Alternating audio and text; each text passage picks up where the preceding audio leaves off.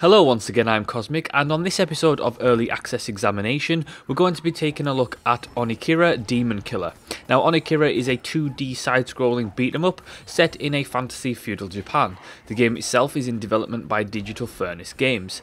Now, originally the game was named Honorbound, but the developers had to change it due to basically another game coming out on Android and iOS devices with the same kind of name, but I think it was a different spelling. And so due to that happening, they basically had to change the name of the game. The game itself came out on early access in November 2014, and the developers have stated previously that they are looking towards a full release in March 2015, so potentially not long to wait until the full release. However, nothing is ever set in stone, especially in video games. The game's story takes place in fantasy feudal Japan. You play a red armoured samurai who, while battling the demons that have randomly sprung up out the ground, gains the ability to absorb their souls. Onikira seems to have a huge influence from Capcom's Onimusha series, which I loved to death.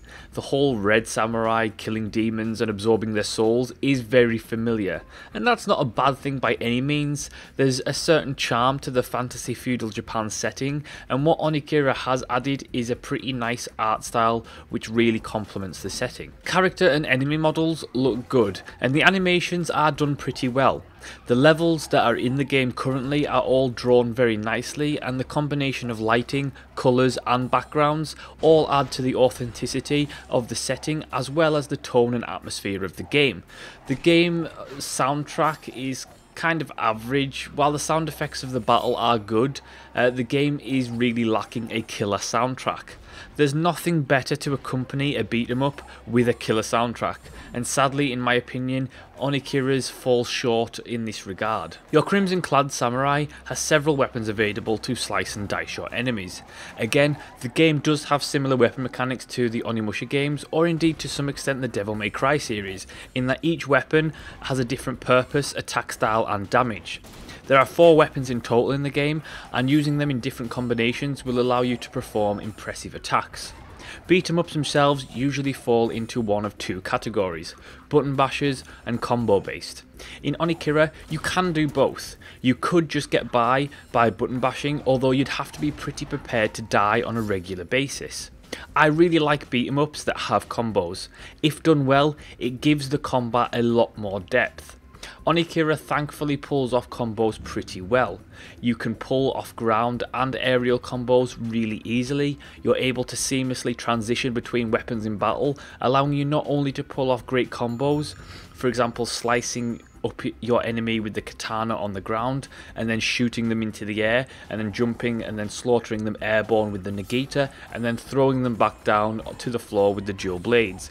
Each weapon kind of works well with the other, the combos are really easy to pull off, and everything kind of complements and works well with each other. Now, each weapon does have different attack combos, and more can be purchased by using souls at the store that comes along every now and again in levels.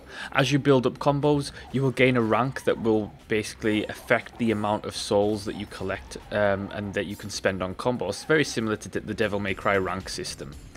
Throughout levels, you'll come across the Dragon Blood shards, which once you've collected 3 Dragon Blood shards, you'll essentially gain a permanent increase to your health. The enemy variety in the game is also pretty good. There's a good selection of both airborne and ground enemies, and each enemy has a different attack mechanic that can either be dodged or in some cases countered, like the bomb throwing demon samurai, where you can hit the bomb back at them to do them damage.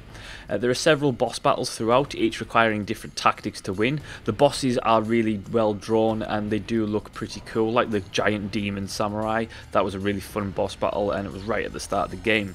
One thing I personally didn't like was that there was no block mechanic, which means that you must rely on your dodge. The main problem with this is particularly comes into play against bosses and tougher enemies, is that basically you often can't dodge their attacks due to their size or their attack radius being so large, and it can become quite frustrating. That being said, with enough skill and making sure that you dodge well at the right time and you stay airborne quite frequently, you'll manage to avoid most attacks, but probably not all. There is also some platform platforming elements in the game.